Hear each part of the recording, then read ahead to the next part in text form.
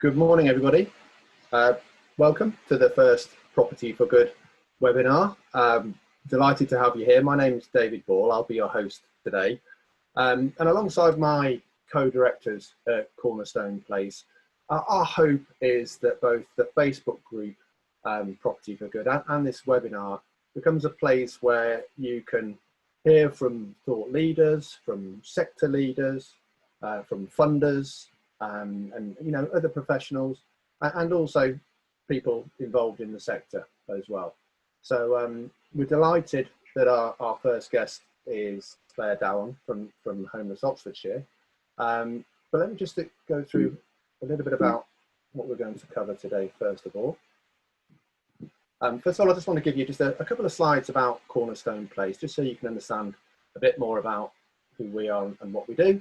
Then I'm going to have a poll about just to find out who's on the webinar this morning, and then the important bit, our chat with Claire, a Q&A. If there are any questions, we can go through those, and then I'll just let you know a little bit about the next event that we're going to be hosting. So Cornerstone Place is we're a social enterprise. We're coming at it from a property angle, and our goal is to help end street homelessness. And we want to achieve that over the next 10 years. And the way we believe we're going to do that is to support homelessness charities through the provision of property which is absolutely fit for purpose, designed for their needs, and sometimes has areas where the charity can provide services, support services, perhaps laundry services, showers, and so on. So it's not a one-stop, a single model that's going to necessarily hit every charity. We design it specific to the charity's needs. And this mission is enshrined in our company's Articles of Association. Now, we are so desperately needed in completely impact-led. Of course, we're sort of here to help people on the streets. The main beneficiaries are the homeless people that we're taking off the streets and putting a roof over their head, because we strongly believe that it starts and ends with people having a roof, or certainly starts with people having a roof over their head. From there, that's a launch pad into the charities stepping in to work their magic, frankly, to help give these people a sense of worth, help them perhaps deal with some of their substance abuse issues if they've got any, and any family issues. And Claire can talk a lot more about this a bit later on. Our model is structured so that we support the charities, and that's not just about providing the properties. The model is unique. We're a social enterprise, and what we do is we help build their balance sheet, we help generate long-term income for them, and as a result, that has a spiraling effect upwards so that they can do more, have more impact on the people that they work with. And ultimately, this affects us all as taxpayers, because if there's antisocial behaviour issues, if there are reliance on the NHS to deal with substance abuse issues, that all costs money. So doing all of this stuff ultimately benefits us all as a society as a whole. David, and we're I'm sorry, Mark?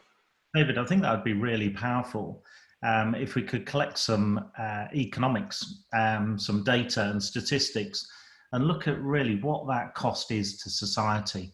And it comes in tangible costs and intangible costs as well. Right at the heart of what Cornerstone Place and other organisations are trying to achieve. It's obviously the root is at the need. The individuals who have had those challenges in their life, and let's face it, most of us have had those challenges, and it's creating that social and economic equation. And I'd love to gain some more statistics and data on what the cost of that is to society. I think it will awaken the nation to the real true cost of this. We can all get dewy-eyed and see the reports on BBC News, and then we get on to our first world problems in life. But I think just pivoting that into some data on what the true cost of this is, the personal cost and the economic cost, would be powerful. Maybe that's something Property for Good could collate over the coming weeks. I think that's a great idea, Mark.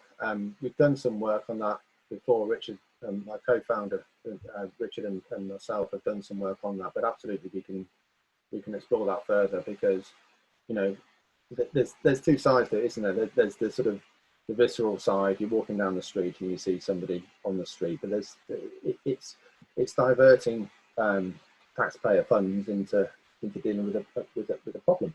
So yeah, good idea. We'll dig out some more numbers. And I wanted to share this last slide about Cornerstone Place, because our model and the work that we're doing is clearly having a degree of resonance, because just pre-lockdown we held an event alongside Andy Burnham, Mayor of Manchester, who many of you may know. He's got a very strong policy drive around homelessness in Greater Manchester. And then we did an event to 26 local charities and local authorities, and it was very well received, and we're sort of picking up from that now in terms of talking with a number of other charities. So anyway, that's just a little bit about Cornerstone Place. Always happy to have a chat with anybody about what we do and to explore it further. I think what was really powerful about that time, and Claire, I know you couldn't make it on the day, but you recorded a really powerful video that we showed to the mayor, and it really touched some really sensitive points. But what was incredibly insightful for me was the scale of the problem. And it's one of those challenges that if you say it quick, it's easy. But there was some real hard endeavour at political levels there to get their head around the problem. And there was a humility to recognise they couldn't do it on their own. And there was reaching out to the private sector to bring you solutions. We're very flexible here. And I'd be really interested to hear from you, Claire, from your perspective dealing with local authorities, because that's what you do on a regular basis, isn't it? Before we dive into chatting to Claire, I just want to run a quick poll just to get a feel for who we have on the webinar.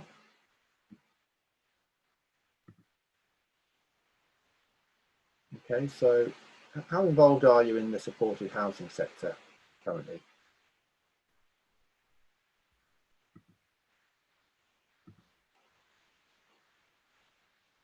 Interesting to see what who's listening, and of course we can do this separately as well for those that can't make it today. Appreciate it's 30 degrees and sunny out there, so we've got 90% who voted. Shared their votes. It's now that we're all on Zoom, it's very different. You've got this data at your fingertips here. It's I think we'll spend some more time thinking, and would welcome any questions in the chat box. What information, what data would be helpful to you, and we can help collate that. So maybe that's a question. What polls would you like us to do in the future? Let me just end the poll and share the results, so we can see it's almost just under half either work in the sector or interested. So I think this is a good place for you to be starting and dipping your toe in the water in the supported housing sector. That's interesting. I mean, it's our first webinar, and the momentum hopefully will grow with these, and we can build up a picture as we go forward. But thank you for sharing those.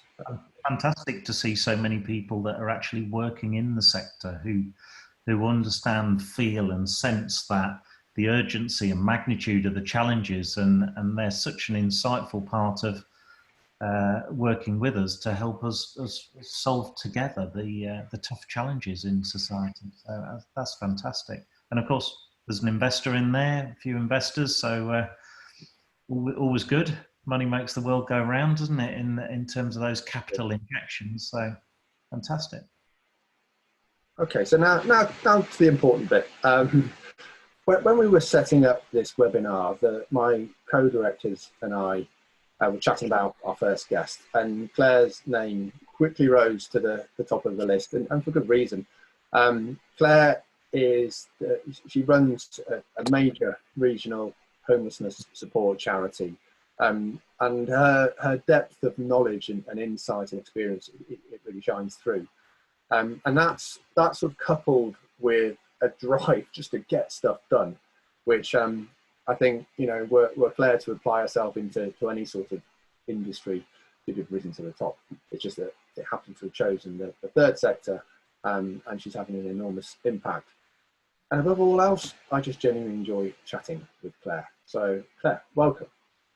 Thank you so much. Thank you for such a lovely introduction. Really interesting already. I think that we're amongst people who are already working within supported housing. So it's really nice from my point of view to be able to share our experiences and perhaps hear back from those that are also following similar paths. Then that notion of collecting data. And I think there's an internal struggle for us in terms of how you gather meaningful data and how the world perceives success, and how for us that notion that a client might come in and follow a lovely linear pathway out into independent living, get a job, and live in a way that we as members of society might judge to be the right way to live is really difficult, because that's not actually how it works. So for us, measuring those outputs and measuring the outcome and the impact that we have is really interesting. Well, because somebody just getting out of bed on a morning. Exactly. There are things that you can't just put numbers to, aren't there? Yes.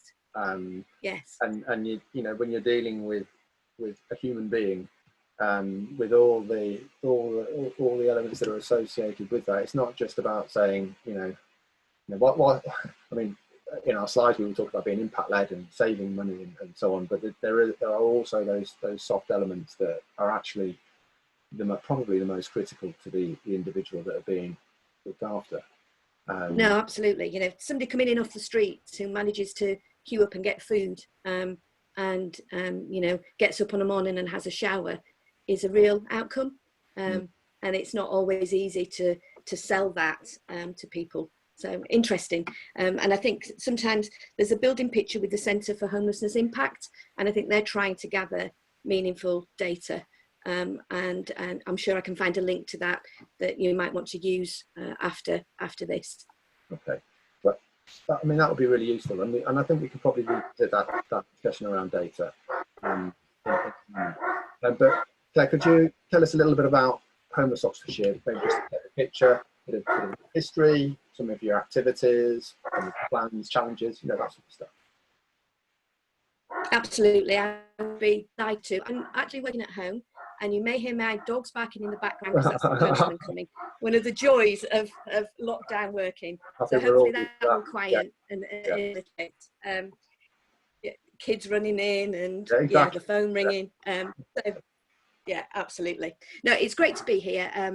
Homeless Oxfordshire is the largest provider of supported accommodation in Oxfordshire. We work with single homeless people who are adults, so from 18 upwards, and we have a client group that's aged 18 to, I think our oldest resident is in his 80s, so quite a diverse age range. Largely though within the 35 to 55 bracket, I would say. We provide a 56-bed hostel that's situated in central Oxford and accommodates up to 56 people. These are people that come from across the county, but primarily the largest group of people that we support in the hostel are from Oxford City. But we also work with Cherwell District Council, South and Vale District Council and West Oxfordshire District Council too. As well as that, we have around, I think at the moment, around 22 properties, mainly HMOs, situated in East Oxford. They're anything from 4 to 8 beds. And the idea when we originally set up the properties in the community was that we would be providing move-on accommodation for people who didn't need 24-hour support anymore. And the profile of that has changed quite significantly actually over the last few years. And they're mainly rented from private rented landlords. We own 4. We own a large HMO and some single units. And we also act as a housing manager for some registered social landlords. And we provide support and housing management, or just support, in some blocks of their accommodation. Been around for 30 years. Started as a night shelter where you queued up and you paid your pennies and you slept on the floor overnight. So we provide a huge, diverse range of services. Just for the benefit of those that are listening, just explain the relevance. You use a phrase which is move on accommodation, and you and I have spoken at length before about how often that's the bottleneck, isn't it, in terms of trying to help people. I think most people are familiar with the concept of a homelessness hostel, but perhaps you just talk about move on and the importance of it. Yeah, I mean, I think for me, the use of the term supported accommodation is really important, and it causes us problems because the idea of providing support can often be misinterpreted in the fact that actually, you know, we don't provide medical support, we provide signposting to health services. The support that we provide is housing related, and I think that that's really, really important. And by housing related, what I mean is our fundamental ethos is around trying to get people to be able to manage their accommodation, and that takes a variety of different forms. That could be understanding an occupation agreement, whether that's a license or an AST, and what you need to do in order to fulfill the requirements of that license on a kind of technical basis. But it's much more than that. It's about how, through being in our accommodation, can we work with our clients to equip them with the skills to be able to live independently. And like I referred to earlier, that might just be about getting up and out of bed and having a routine in the hostel, eating regularly, getting support for issues, right through to move on accommodation, which is where we're trying to go, okay, you don't need 24-hour support anymore, but you do still need support to be tenancy ready. And what does that look like? The huge issue that we have in Oxford is the lack of affordable property for people to move on into. So we get quite a lot of people that kind of follow this linear pathway and then get stuck in our move on accommodation. And there's a real lack of ability to move into social housing. Social housing is few and far between. And our clients don't always meet the criteria for social housing. So there's a little bit of a kind of system issue in being ready for that. And so what we're trying to do as an organisation in terms of our longer term strategy, and why our work with investors is so important, is to try to remodel our property portfolio to source different types of property. That means that we perhaps could provide a different type of move on that better equips people to be able to move into employment, become economically active, and perhaps then get a job and move on. So it's we're quite a complex organisation to kind of explain in a couple of minutes, but in essence.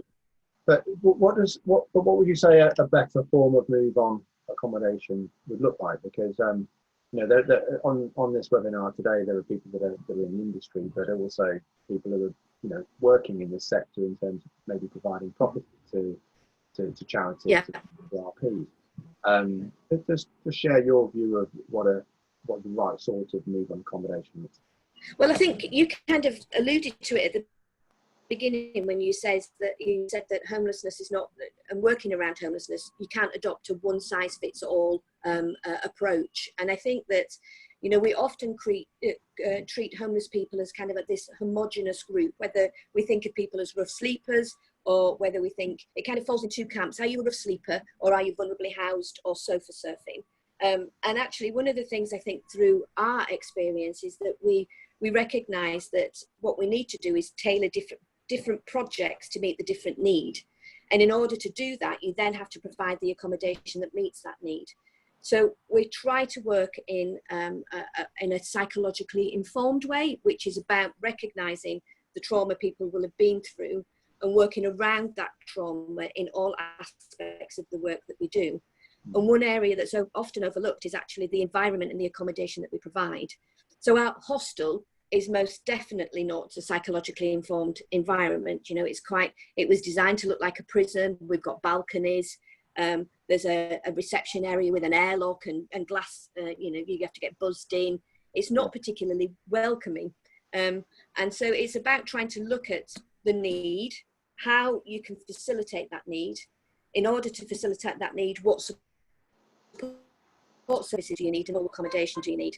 So for me, that's moving away in some situations from large 8-bed HMOs with that have shared facilities that have one staircase up through 3 levels and rooms offshot from that.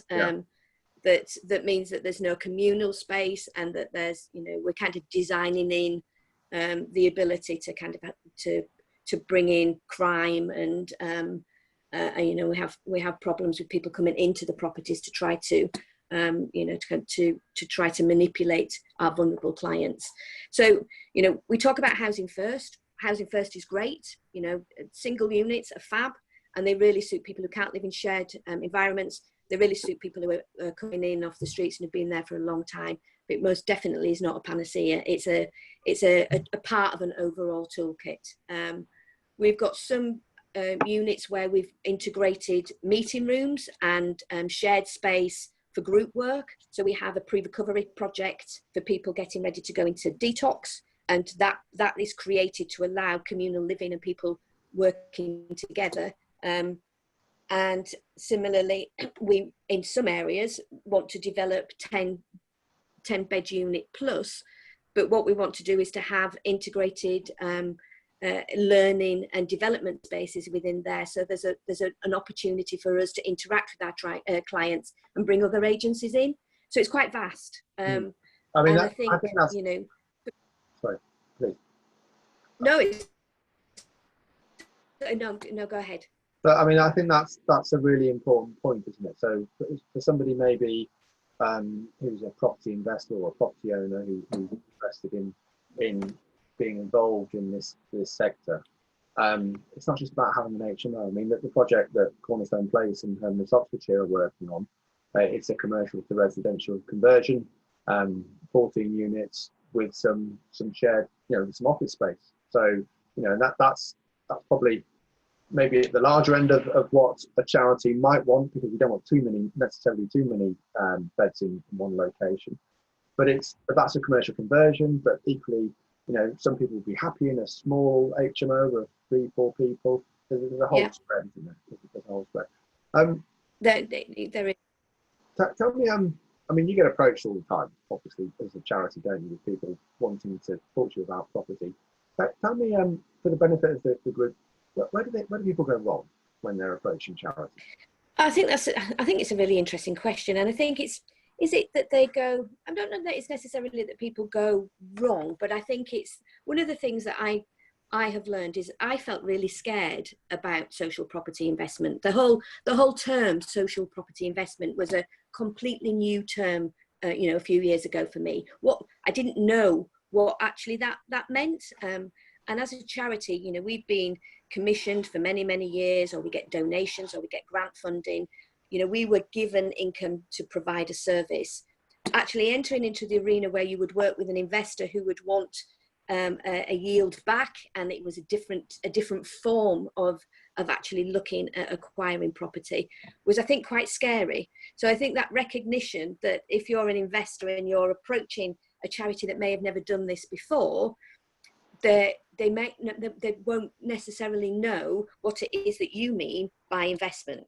So that opportunity to kind of come into it with that level of understanding, I think, from the beginning is really quite useful. So, you know, where I've developed relationships with investors, it's been about, we could bring this into your area, can we have a chat? And breaking down some of those early barriers. So, you know, I now have the confidence to say, well, what's your financial model? What yield do you want?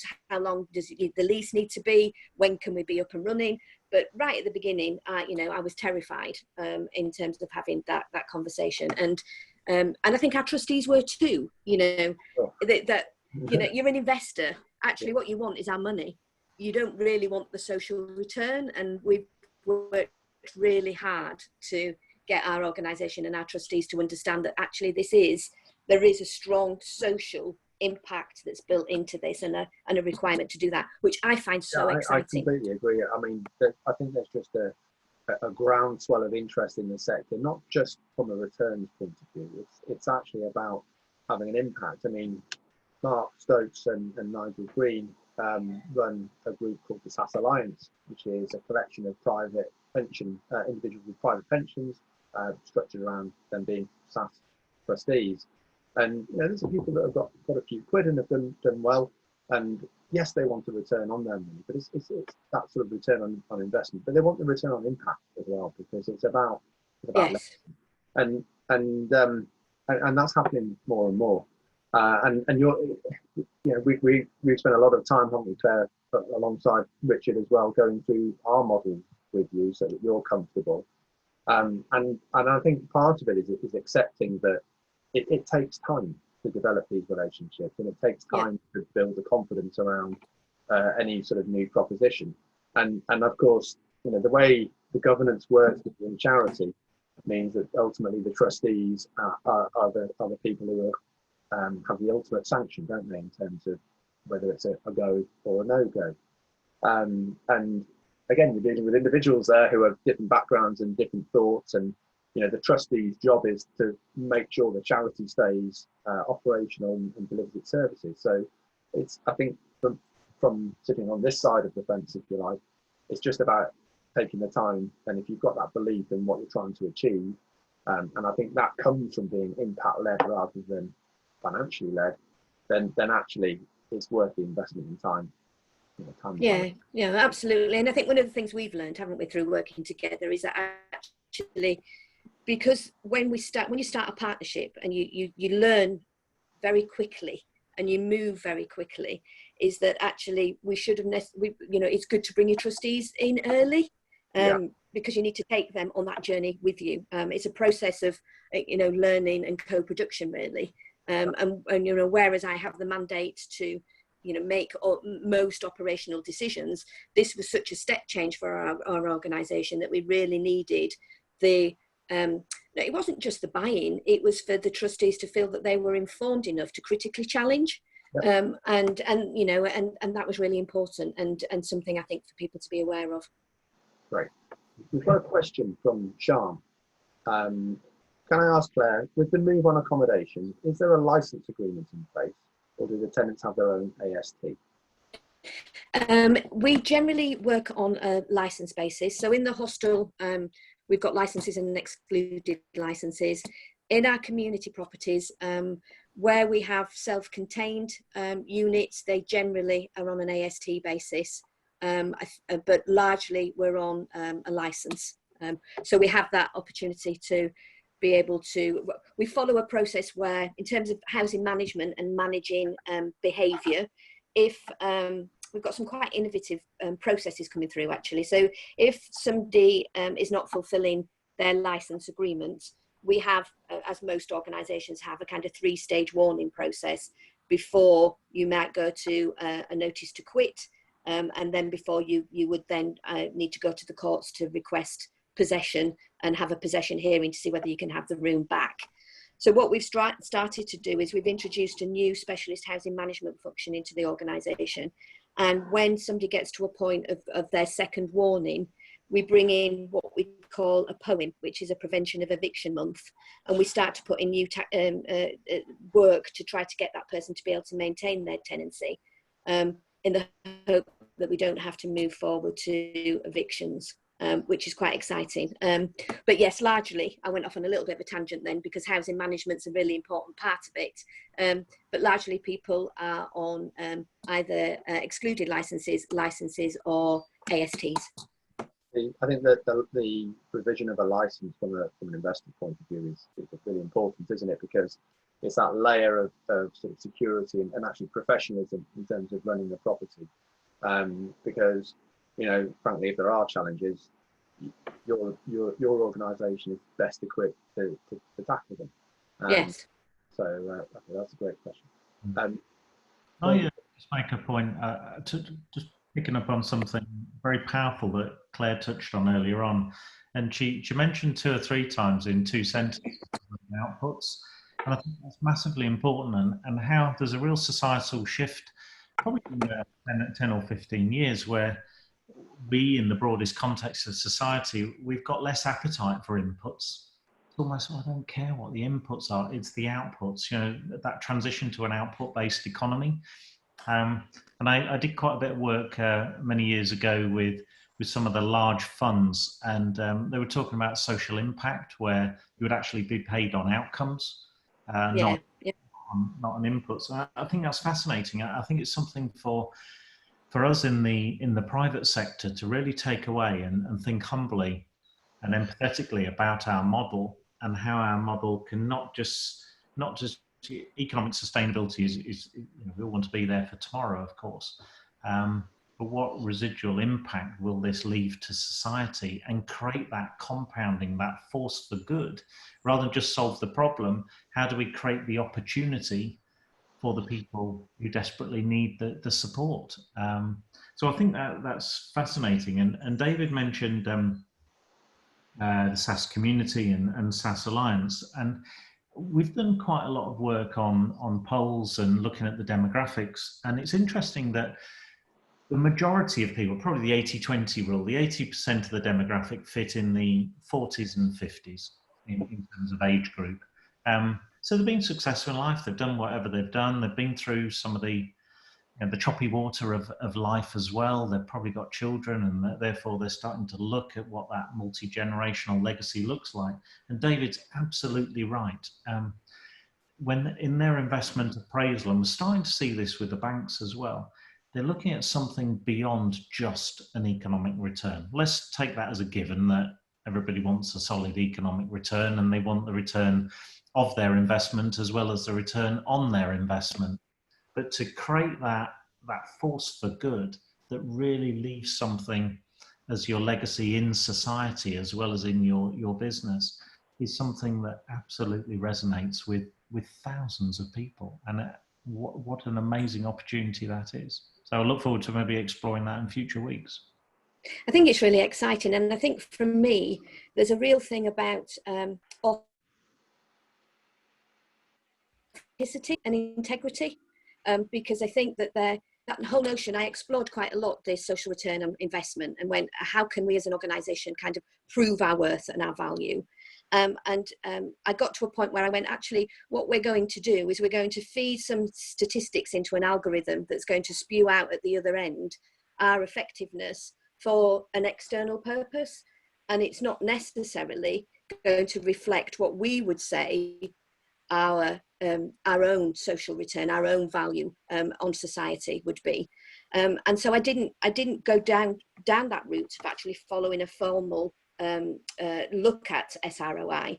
But I did go, actually, we really need to do some work around impact. And we were fortunate enough to get some funding from the Reach Foundation, and worked with Resonance to do an impact study on how we would, within our organisation, gather that information to evidence the impact.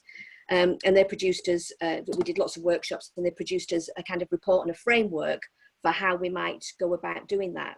And it was really interesting because measuring return is huge.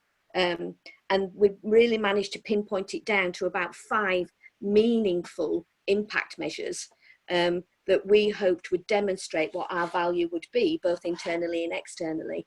So I think there's a little word of caution around that, but an absolute belief in its importance.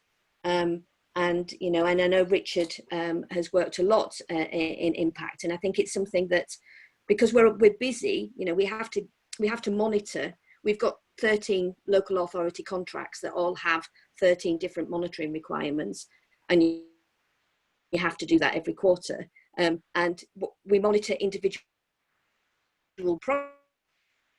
projects, but we're not actually pooling all of that information in collectively to get that overall picture of the organisation, which I think is such a shame. And that's not then getting fed in through commissioning. Yeah, some work to be done there. What's that, Richard? What are you showing us there? So I've got, I think, the impact report that Claire's talking about. Yay! Yeah, there we go. I didn't line you up for that at all, Richard. No, there we go. Yeah, I had to go and get it from up there, but yeah, I've got it. Yeah. That wasn't something we made earlier, though. There's a question from David Johns, which actually may be more focused. Actually, Richard, you might be able to help with that one. It's, I understand there may be grants available for the creation of certain types of self-contained supported accommodation. Is it possible to discuss that, or maybe provide guidance on where to find it? I'm purchasing a property currently which can provide 10 rooms, some of which are self-contained.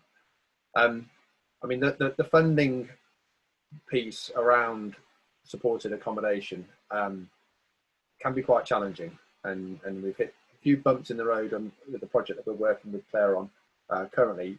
But Richard, I might just pass this over to you if you don't mind. I think sure, yeah, no problem. I mean, conversation we could have as a separate webinar on funding. Yeah, and it's not something I'm an expert in, but obviously when you're in this, you know, in this strategy, you need to understand a lot of stuff that's happening. And so my understanding is that those grants are available, and they can be up to £50,000 or £60,000 per unit, and can come from, you know, either local authority or Homes England, but it does place a severe restriction on the property. So it does mean I think it's 60 years. So that property, if you get a grant towards the build costs or the refurbishment costs or the conversion costs, then that building has to be used for social housing or supported accommodation for a minimum of 60 years. So so yeah, great, because it reduces your build costs, but it also obviously reduces your exits. So if for whatever reason something goes wrong and the charity no longer wants to rent the property from you, you can't just have it as an HMO. You'll be sort of stuck potentially with a stranded asset. So so yeah, something to spend a lot of time researching and understanding would be my advice. I don't know whether Claire knows anything further about this. No, it's interesting to hear that, actually, because if it's Homes England funding, I assume that then has to go through a registered social landlord in terms of it as an investment, Yes, because it will then right. be tied. So that wouldn't be something that, unless we partnered, obviously, with a social landlord, we would be able to kind of source independently. Yes, and you're I right. think that's another interesting thing. I think as a supported housing accommodation provider, I often toy with whether we should go through the process of becoming a registered social landlord. And I never quite get to the end of my thinking in terms of that, really. On the subject of funding, Claire, I'd be interested to hear your views on something in particular. There's been a lot in the press recently about... I think it froze for a little while there. Am I back? Oh, yeah. Sorry, Claire. Yeah, I can hear you. Can you hear us okay? Sorry. I believe we've got you still, Claire. Are you there? Oh, that would be a shame. Well, at least he's left us with a nice smiley face. I think we might have lost Claire. I'll try and get hold of her on the phone, David. Okay. I was just about to ask her about, there's a lot in the press at the moment about funding, you know, around providing 6,000 rooms, and I was keen to get her view on it, but never mind. Okay, let's whilst we wait for Claire to come back, let me just go back to sharing my screen. We'd originally scheduled for this to run for 30 minutes, but I think, you know, Claire's been gracious enough to share some great content. Oh, maybe she's coming back on now. Hello. We can see a picture of you, Claire, but unfortunately we can't hear you. All these people on Zoom calls dragging the broadband and Wi-Fi down, isn't it? It is, yeah. No, I don't think this is going to work. Hopefully we'll suddenly hear from Claire in a second. Let me just go back to sharing my screen.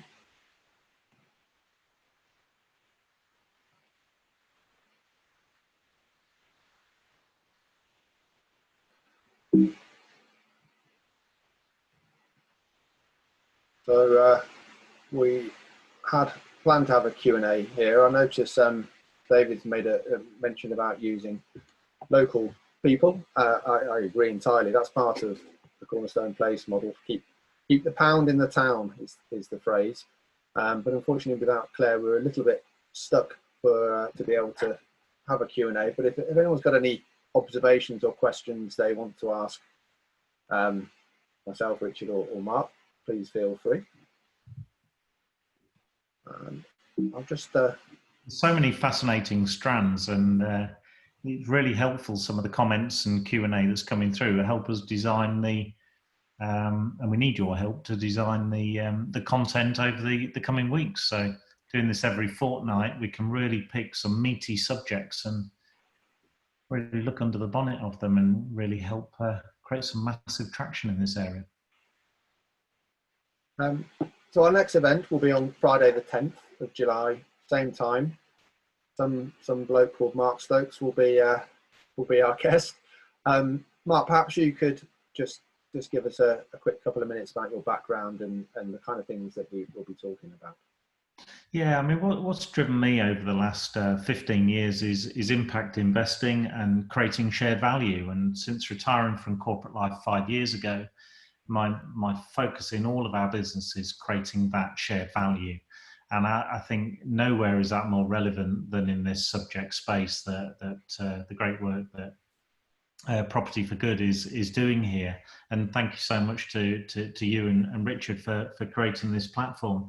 So I'm going to be talking about creating shared value, that model, but also attracting the funding you need for your developments. Now we've put a lot of effort in terms of raising an awful lot of funding. That's what I do. I raise funding. I create structures at the front end. So starting with the end in mind. So if you want to understand how to put a very powerful proposition together, how to structure and how to create that shared value, attract the investment that's required, the funding and some of the back end secondary markets as well. We'll be doing a lot of deep dive into that and open to any Q&A, and it would be very helpful if people have questions that they could put on the Property for Good Facebook group, David, and we can collect those. And absolutely. And I think this is the point of the webinar. You know, we've had Claire, who is just a mine of immense amounts of information around the sector, so it gives that context for people who are perhaps new to the sector or wanting to learn more. But also we'll be bringing people such as Mark and other funding expertise as well, just to give that full holistic view of the whole sort of supported living sector. So this is kind of, I think these are two fantastic webinars to start off with. Just noticed there's a question from George Choi. Is there a resource which lists charities regionally? There are two ways you can go about it. There's the good old-fashioned Google search, but also if you have a look at Homeless Link, they are the membership organisation for the sector. They have organisations from, you know, a mum and pop soup kitchen or helping people out locally, all the way up to the large nationals like Shelter and Crisis. So that would be a good first point of call. So Christy has said, I'll regret saying lots of questions because I think she's got quite a few primed in the hopper. Christy, go for it. Look, we're all going to learn something here, and that's about that creating shared value that we spoke about. So please channel them in. We won't be able to answer every single question, but what happens is you tend to get the themes, the frequently asked questions. And one thing that's very apparent here is, and I think this is probably some of the mistakes some in the property industries make, is they see it as entirely a property-led strategy. And I think, you know, in 2 weeks' time, when we go through this session, we'll start to broaden that out and looking at the entire economic equation and fabric of what this needs to create that real point of need solution that is so desperately needed in society. And I'm really looking forward to that. And Sean's just made a statement, a question. She's looking into move on accommodation. Her experiences in the hostel and shared accommodation space, would be interested in learning more about the move on model and how the funding side works. Sean, I think we're due to have a chat at some point over the next couple of weeks anyway. But I think there's scope for, I'd quite like to probably interview my co-founder, Richard, at some point, because he's been the man who's been the vanguard with everything funding for us as Cornerstone Place. So that's it, Richard, you're a Mark man now. Yeah, sure. Great. Okay. Yeah, Christy, for me, the property is the last piece of the jigsaw. That, it was like you were on our call this morning, Christy, saying something like that. The four of us at Cornerstone Place have a director's call from 7:30 till 9 every Friday morning. And funnily enough, that was there was a large part of the conversation was around that. It's about providing, thinking about who we're trying to support, but actually about the structures and the agreements and the leases and the contracts, all of that stuff is what actually creates the value from all levels, from the people who need to be supported all the way through to the funders and to you as investors. So, Chris, I couldn't agree more. Okay, if there aren't any more questions, I think we'll wrap up this first webinar. I've certainly really enjoyed it, and I'm really grateful for everybody spending their time this morning. It's a shame we lost Claire at the end, but I think I've certainly enjoyed chatting with her, and I hope you enjoyed the level of expertise and knowledge that she was able to share. So, Mark or Richard, any closing comments? Yeah, I think she mentioned a link, so we'll make sure we get that from her and post that in the Facebook group. And it'd be really helpful to hear any thoughts from people, feedback on this webinar and future future topics we might want to cover. So we'd love to this is for you. So let us know how we can help and support and serve you. Brilliant. Thank you so much, David. Really appreciate it. Thanks, guys. Thank you, everybody. Take care. Take care. Bye-bye.